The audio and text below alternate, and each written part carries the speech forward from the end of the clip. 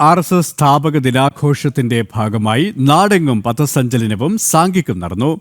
മലബാറിലെ വിവിധ മേഖലകളിൽ നടന്ന പരിപാടികളിൽ ആയിരക്കണക്കിന് സ്വയംസേവകർ പങ്കെടുത്തു. ഇത്തവണ മണ്ഡലാടിസ്ഥാനത്തിലാണ് പഥസഞ്ചലനവും പൊതുപരിപാടികളും നടക്കുന്നത്.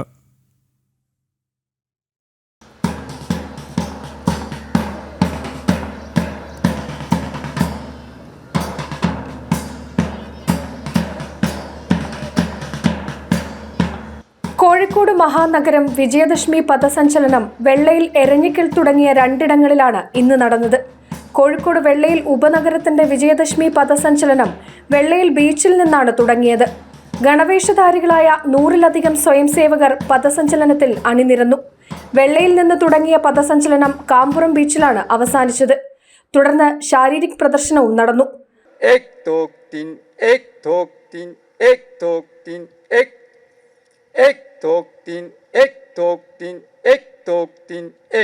പൊതുപരിപാടിയിൽ പ്രാന്ത സഹപ്രചാർ പ്രമുഖ് OM സജിത് ബൗദ്ധിക് നടത്തി.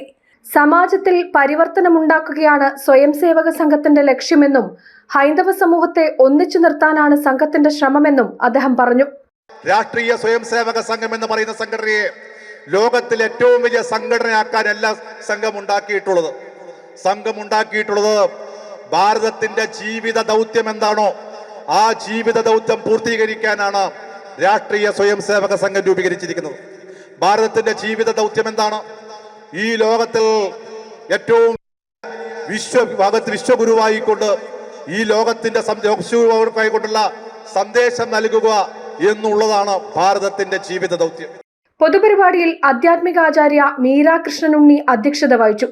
മഹാനഗർ സംഘചാലക് മാന്യ M നാരായണകുമാർ തുടങ്ങിയവർ സന്നിഹിതരായിരുന്നു.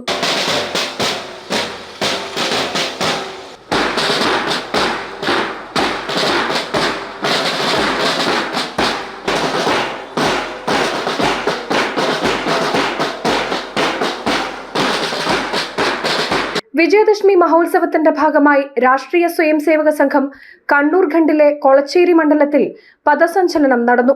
കൊളച്ചേരി പറമ്പിൽ നിന്ന് ആരംഭിച്ച പഥസഞ്ചലനം ഈശാനമംഗലത്ത് സമാപിച്ചു. തുടർന്ന് വ്യായാം യോഗവും ബൗദ്ധിക്കും നടന്നു. RSS ജില്ലാ സമ്പർക്ക പ്രമുഖ് രാജു K ബൗദ്ധിക് നടത്തി. സംഘം ആഗ്രഹിച്ച പാതയിൽ തന്നെയാണ് ഭാരതത്തിന്റെ ഇപ്പോഴത്തെ പോക്കെന്ന് പ്രഭാഷണത്തിൽ അദ്ദേഹം പറഞ്ഞു. ഇനിയുമേറെ മുന്നോട്ടു പോകാനുണ്ടെന്നും അതിന് താഴെ തട്ടിലുൾപ്പെടെ പ്രവർത്തനം ശക്തിപ്പെടുത്തണമെന്നും അദ്ദേഹം പറഞ്ഞു. സംഘത്തിന്റെ 100-ാം വാർഷികത്തോടനുബന്ധിച്ച് ഇത്തവണ മണ്ഡലാടിസ്ഥാനത്തിലാണ് പഥസഞ്ചലനവും പൊതുപരിപാടിയും നടക്കുന്നത്. വിവിധ ബ്യൂറോകൾക്കൊപ്പം ജനം, കോഴിക്കോട്.